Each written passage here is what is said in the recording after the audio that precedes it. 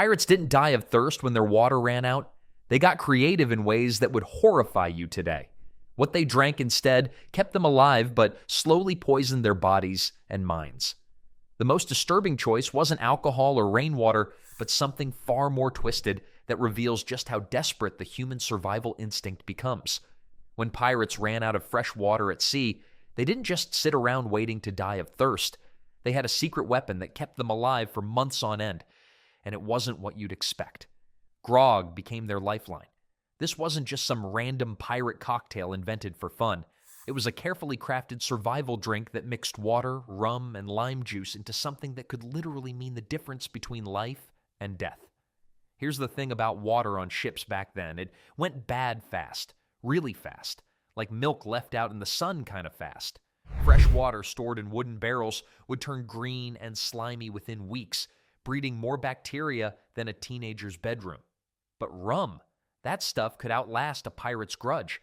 The Royal Navy caught on to this pirate wisdom and officially adopted grog in 1740. Smart move. They realized their sailors were dropping like flies from scurvy and figured out that lime juice could prevent it. Meanwhile, the rum kept the water drinkable and boosted morale. Nothing like a little buzz to make scrubbing the deck less miserable. Pirates treated grog like we treat canned goods today. It stayed good when everything else spoiled. The alcohol acted as a preservative, killing off nasty bacteria that would otherwise turn their drinking water into a science experiment gone wrong. Genius? Absolutely. But it came with risks. Well, imagine trying to navigate treacherous waters or fight off rival pirates when half your crew is 3 sheets to the wind. Grog could keep you alive, but it could also get you killed if you weren't careful about rationing. Too much, and suddenly your ship's heading straight for the rocks because your navigator thinks he's seeing double moons. The ingenious part wasn't just the preservation, it was the early chemistry. Pirates figured out that alcohol prevented water spoilage long before anyone understood why. They were basically running floating laboratories, experimenting with survival techniques that would make modern survivalists jealous. But here's where it gets interesting from a social perspective. Grog wasn't just about staying hydrated, it became the glue that held pirate crews together. Picture this. You're stuck on a wooden ship with 30 unwashed criminals for months at a time. Shared grog rations created a bond stronger than family ties. When everyone's sipping from the same barrel, it builds camaraderie that can't be faked.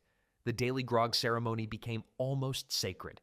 Pirates would gather around as their quartermaster doled out portions, creating a ritual that reinforced their brotherhood. It was democracy in action. Everyone got their fair share, from the captain down to the newest crew member. Yet even grog had its limitations. When supplies ran dangerously low and the rum barrels ran dry, pirates had to get creative with other sources. And trust me, some of their backup plans would make your stomach turn faster than a ship in a hurricane. When the heavens opened up during a storm, pirates didn't curse the rain like most sailors would. They celebrated it like finding buried treasure. Rain meant survival, and every drop was liquid gold falling from the sky. Pirates turned their ships into giant water collectors faster than you could say, ahoy. Canvas tarps stretched between masts, sails repositioned at precise angles, and every bucket, barrel, and cooking pot strategically placed to catch nature's gift. Think of it like setting up the world's most important slip and slide, except instead of fun, it meant the difference between life and death. The whole operation looked chaotic, but required serious skill. Too steep an angle and the water would rush off before hitting the containers. Too shallow and you'd collect maybe enough to wet your whistle. Pirates became weather experts out of necessity, reading cloud formations like modern meteorologists read satellite data. But here's where things got tricky. Rainwater collection was basically maritime gambling. You never knew when the next jackpot would hit. Some crews went weeks without a single drop, watching clear skies like they were staring at an empty refrigerator at midnight. Others got lucky with sudden downpours that filled their water stores in minutes. The unpredictability drove captains absolutely mad. One day, you're rationing water like it's liquid diamonds, measuring out tiny portions that barely wet a man's throat. The next day, a tropical storm dumps enough fresh water to keep the crew happy for a month. Mother Nature had a twisted sense of humor when it came to pirate hydration. Smart crews learned to maximize every opportunity. They'd position crew members with cups and bowls during light drizzles, catching whatever they could. Pirates got creative, using their own clothing as makeshift collection devices. Imagine wringing out your shirt for drinking water. Not exactly appetizing, but beats dying of thirst. The psychological impact was enormous, too. When rain finally arrived after weeks of drought, grown men would dance on deck like children at Christmas. Morale would skyrocket faster than a cannonball, and suddenly the crew felt invincible again. Rain brought hope along with hydration, yet this dependence created dangerous vulnerabilities. Extended dry spells could break even the toughest crews. Ships changed course chasing storm clouds, sometimes sailing into dangerous waters just for the chance of collecting fresh water. Pirates literally followed the weather like modern surfers chase waves. The irony wasn't lost on these sea-hardened men, surrounded by more water than they could ever imagine, yet completely dependent on whatever fell from above. They lived on an endless ocean, but thirsted like desert travelers. When rainwater ran low and storm clouds remained stubbornly absent, pirates faced increasingly desperate choices. The ocean surrounding them seemed to mock their thirst with its abundance, but drinking that salty water would only make their situation far worse. When you're dying of thirst on a pirate ship and the ocean stretches endlessly in every direction, seawater starts looking mighty tempting. It's right there. Gallons upon gallons of liquid just begging to be gulped down. What could go wrong? Well, everything. Seawater is like that friend who offers to help you move but shows up empty-handed and eats your pizza. It promises relief but delivers the exact opposite. The salt content in ocean water is roughly 3.5%. Doesn't sound like much until you realize your kidneys throw an absolute fit trying to process it. Here's the cruel twist that Mother Nature cooked up. Drinking seawater actually makes you thirstier. Your body needs fresh water to flush out all that excess salt. But since you're only giving it more salt, it starts pulling water from your cells instead. It's like trying to put out a fire with gasoline while wearing your Sunday best. Pirates learned this lesson the hard way. Desperate crew members would sneak sips of seawater during the night, thinking a little couldn't hurt. By morning, they'd be hallucinating, cramping, and begging for mercy. The irony was thick enough to cut with a cutlass, surrounded by water but dying of thirst. But here's where pirates got crafty. Some crews discovered they could stretch their precious freshwater supplies by mixing in tiny amounts of seawater. We're talking about ratios that would make a bartender weep, maybe 1 part seawater to 10 parts fresh water. It was like making the world's worst cocktail, but it helped their limited supplies last a few extra days. The really desperate ones tried filtering seawater through cloth or letting it sit in barrels, hoping the salt would somehow magically disappear. Spoiler alert, it didn't work. Salt doesn't just pack up and leave the party because you asked nicely. Some old sea dogs swore that seawater had medicinal properties. They'd convinced themselves that a few sips would cure their scurvy or settle their stomachs. This was about as effective as using a chocolate teapot. Sounds appealing in theory, but you're just making things worse. The psychological torture was perhaps the cruelest part. Imagine being surrounded by millions of gallons of liquid while your tongue feels like sandpaper and your lips crack like old leather. It's enough to drive anyone to the edge of sanity. Smart pirates knew that touching seawater with their lips was signing their own death warrant. They'd rather ration their last drops of grog or pray for rain than fall into that salty trap. Speaking of desperate measures, some crews discovered that when seawater failed them completely, they had to turn to sources that would make even the saltiest sailor's stomach turn. When pirates faced their darkest moments at sea, with barrels bone dry and the sun beating down mercilessly, they turned to something that would make even the bravest landlubber queasy. Blood became their beverage of choice. Now, before you start thinking pirates were running around like vampires from a bad horror movie, let me clarify something. They weren't draining each other dry during poker games. These resourceful sea rogues discovered that turtle blood and seabird blood could keep them alive when everything else failed. Think about it this way. Pirates were essentially creating the world's first energy drink, just without the fancy marketing and neon colors. Turtle blood, in particular, became a prized resource. When a crew managed to catch a sea turtle, nothing went to waste. The meat provided sustenance, the shell served various purposes, and yes, the blood became their liquid lifeline. But here's where it gets interesting. Blood actually works as nature's own electrolyte replacement. Modern sports drinks try to replicate what blood naturally contains: salt, proteins, and essential minerals. Pirates stumbled onto this centuries before Gatorade executives figured it out. Pretty clever for guys who thought the earth was flat, right? The process wasn't exactly fine dining. Pirates would carefully collect the blood in whatever containers they had available, sometimes mixing it with small amounts of remaining water to make it more palatable. Well, as palatable as drinking blood can be. Seabirds presented another opportunity. When desperate crews managed to catch gulls or other seabirds, they'd drain every drop of blood available. One large seabird could provide enough blood to sustain a pirate for several hours, buying precious time until other water sources appeared. Yet this grim practice came with serious psychological consequences. Crew members who resorted to drinking blood often reported feeling more aggressive and experiencing strange dreams. Some historians suggest this contributed to the bloodthirsty reputation that follows pirates even today. Makes you wonder if their savage image came partly from their survival diet. The knowledge that their crew had consumed blood also became part of pirate intimidation tactics. When word spread that certain pirates had survived impossible odds by drinking blood, it added another layer to their fearsome reputation. Enemy ships probably thought twice before engaging crews known for such extreme survival measures. Interestingly, different types of blood provided varying levels of sustenance. Turtle blood, being richer in nutrients, was preferred over bird blood. Pirates developed an almost scientific understanding of which creatures provided the best life-sustaining properties.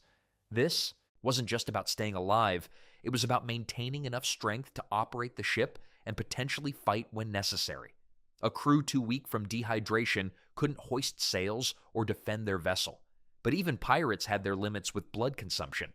When that option wasn't available, they had to get creative with other solutions. Some turned to an entirely different approach, making their own alcohol from whatever scraps they could find. When you're stuck on a ship with nothing but salt water stretching to every horizon, desperation breeds innovation. Pirates didn't just sit around waiting for divine intervention. They rolled up their sleeves and got creative with whatever edible scraps they had on board. Most ships carried some form of fruit, usually whatever they could pillage from the last port or island they visited. Bananas, apples, even exotic fruits from tropical raids. Smart pirates knew these wouldn't last forever in their fresh state. But here's where things get interesting. They'd mash up overripe fruit with any available grains or hardtack biscuits, add some seawater for the natural yeast, and let Mother Nature work her magic. The fermentation process was about as predictable as a dice roll at a tavern. Sometimes you'd get something that tasted like watered-down wine. Other times, well, let's just say it had the kick of an angry mule and the flavor to match. Pirates weren't exactly running quality control tests out there, but hey, it worked. These makeshift brews provided liquid that wouldn't kill you, unlike seawater, and packed enough alcohol punch to lift spirits when morale hit rock bottom. Think of it as the world's first energy drink, minus the fancy packaging and health warnings. The alcohol content, however unpredictable, served a crucial purpose beyond just getting the crew tipsy. It acted as a natural preservative, keeping harmful bacteria at bay. Pirates stumbled onto the same principle that would later make beer safer to drink than water in many European cities. Not bad for a bunch of supposedly uneducated sea rogues, right? Creating these fermented concoctions became something of an art form among experienced crews. Some pirates swore by adding honey when they could get it, stolen from coastal settlements or lucky island discoveries. Others experimented with whatever spices they'd looted, creating flavors that ranged from surprisingly pleasant to absolutely revolting.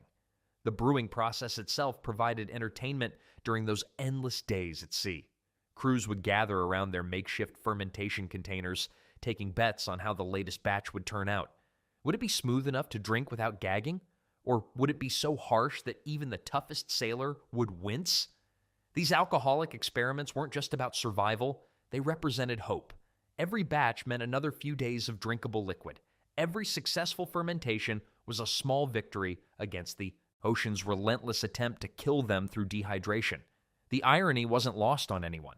Here were pirates, supposedly the scourge of the seas, essentially becoming amateur brewmasters out of sheer necessity. They were unknowingly laying groundwork for techniques that legitimate distillers would later refine into the rum and beer we know today. Of course, fermented fruit drinks weren't the only creative solution pirates employed when water ran critically low. Some turned to even more unconventional liquid sources that would make modern stomachs turn. When pirates ran dangerously low on drinkable water, they'd reach for something that might make your grandmother proud: vinegar. That's right, the same stuff she used to pickle cucumbers became a lifeline on the high seas. But this wasn't about making salad dressing. Pirates carried vinegar because it packed serious antibacterial punch. When their water barrels started growing things that belonged in a science experiment, a splash of vinegar could make questionable water somewhat safer to drink. Think of it as the 18th century version of water purification tablets, except it tasted like you were gargling with pickle juice. The acidity in vinegar worked like a mask for truly awful flavors. You know how a spoonful of sugar helps the medicine go down? Well, vinegar helped rotten water go down. Though helped might be generous. Pirates would dilute their precious vinegar stores with whatever water they had, creating a cocktail that could strip paint but might keep them alive another day. Smart captains treated vinegar like liquid gold. They'd ration it carefully, knowing that this sour salvation might be all that stood between their crew and disaster. The stuff was so valuable that stealing another man's vinegar could earn you a one-way ticket to Davy Jones's locker. Then there's the fascinating part about medicinal tonics. Pirates weren't just throwing vinegar into water and calling it a day. These seafaring chemists would mix in whatever herbs and spices they could find, creating primitive health drinks that would make modern kombucha enthusiasts jealous. Ginger, if they had it, went into the mix for stomach troubles. A bit of mint could help with the overwhelming sourness. Some crews even added crushed garlic, believing it would ward off illness. The result was a concoction that tasted somewhere between terrible and absolutely horrible, but it kept scurvy at bay and provided essential fluids. Historical ship logs mention crews choking down these vinegar tonics with the enthusiasm of children taking cough medicine. But desperate times called for desperate measures, and pirates weren't known for being picky eaters, or drinkers for that matter. The beauty of vinegar was its shelf life. While fresh water would turn green and slimy after weeks at sea, properly stored vinegar could last months without spoiling. It was like having a reliable backup generator when the main power failed. Some old salts swore by their daily vinegar rations, claiming it kept their teeth from falling out and their guts from rebelling. Whether this was true or just the placebo effect mixed with rum-induced optimism remains debatable. Of course, drinking straight vinegar came with its own problems. Too much could burn your throat raw and upset your stomach worse than a 3-day storm. But when faced with death from dehydration, a little throat burn seemed like a fair trade. Speaking of fair trades, pirates had to get creative with more than just vinegar when supplies ran completely dry. When pirates found themselves stranded on islands with their water barrels bone dry, they became surprisingly creative botanists. Well, desperate botanists might be more accurate. The coconut palm became their best friend. These hairy brown orbs weren't just tropical decorations, they were liquid lifesavers packed with nature's own sports drink. One medium coconut could provide nearly 2 cups of refreshing water, complete with electrolytes that made Gatorade's marketing team weep with envy. Pirates would shake coconuts near their ears like primitive water detectors, listening for that telltale slosh. But here's where it gets interesting. Not all coconuts are created equal. Young green coconuts held the most water, while older brown ones had less liquid but more meat. Pirates learned this distinction the hard way.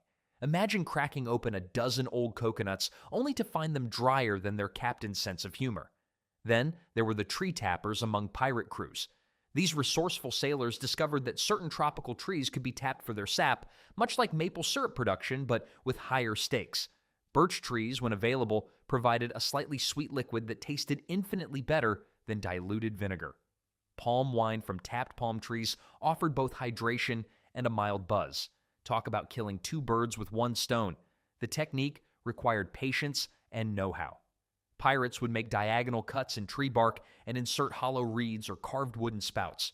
Overnight, precious drops would collect in whatever containers they could fashion. A single tree might yield several pints over multiple days, assuming the crew didn't drink it faster than it dripped.